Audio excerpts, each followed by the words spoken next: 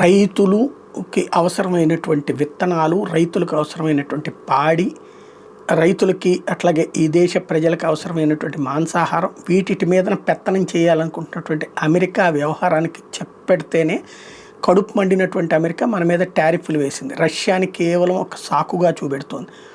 నరేంద్ర మోడీ మరొకసారి అమెరికా అధ్యక్షుడు ట్రంప్కి తేల్చి చెప్పారు, భయపడే ప్రసక్తి లేదని. అధిక పన్నులు భారం మోపినా భరిస్తాం కానీ దేశ స్వప్రయోజనాల విషయంలో వెనక్కి తగ్గేది లేదని తెగేసి చెప్పారు.